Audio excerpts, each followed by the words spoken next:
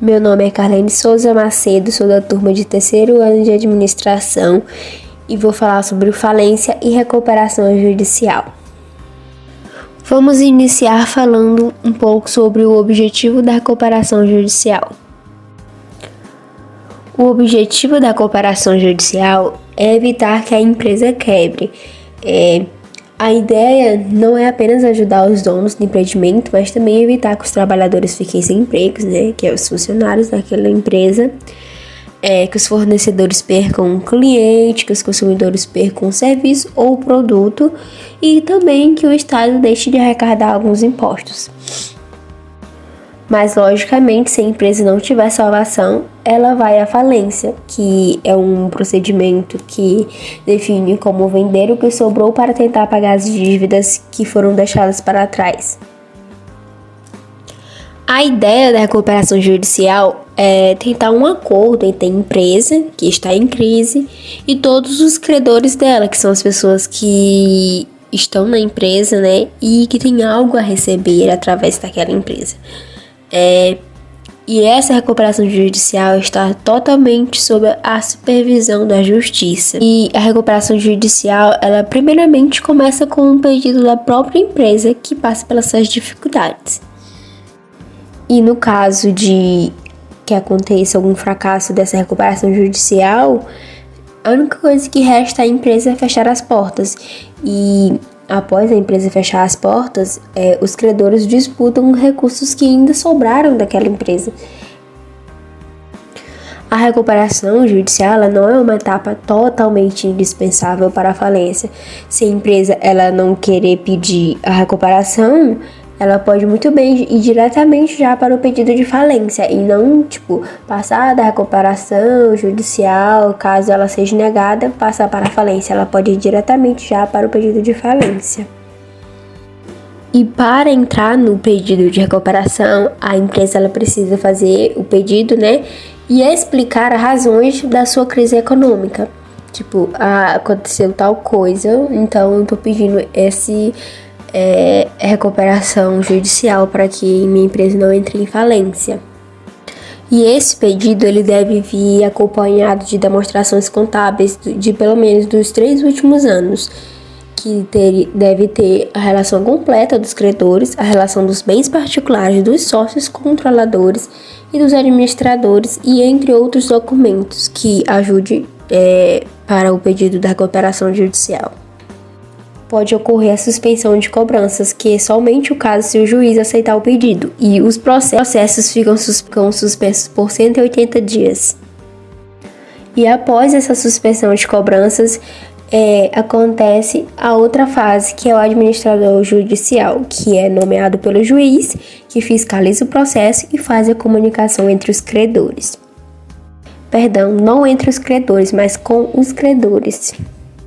Assim que o processo começa em si, o juiz ele nomeia um administrador judicial, que ele é responsável por formar uma lista de credores, que é todos aqueles que têm algo a receber da empresa, e por enviar a correspondência a todos aqueles que são ligados à empresa.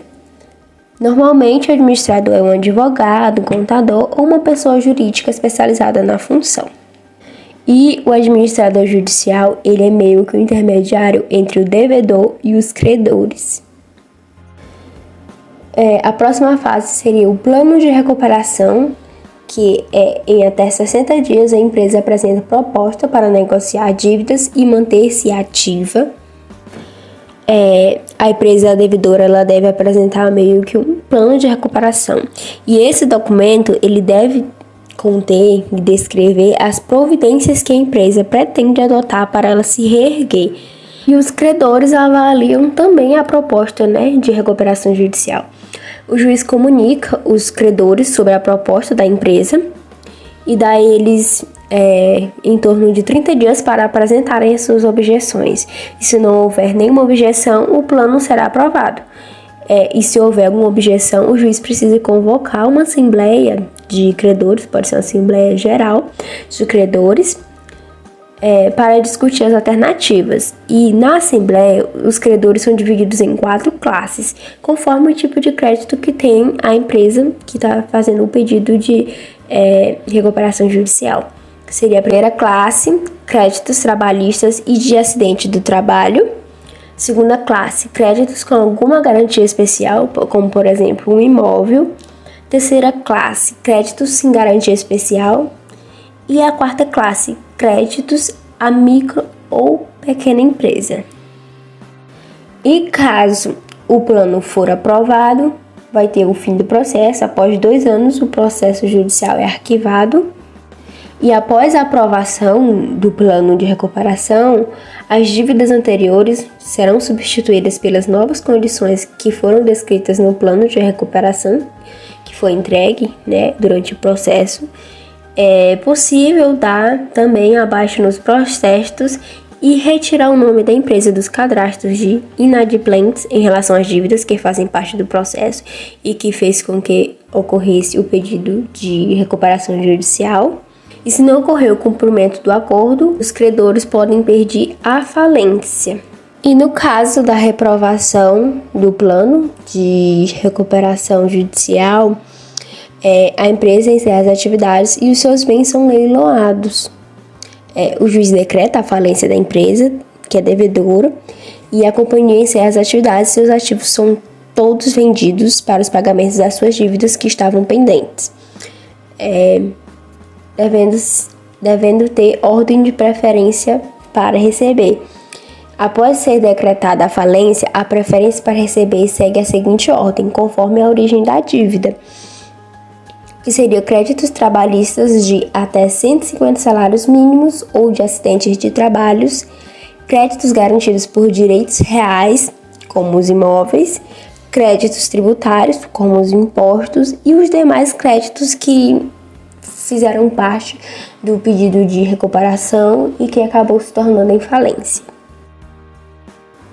Enfim, é isso. Obrigado pela atenção. Espero que eu tenha feito da forma como a senhora pediu.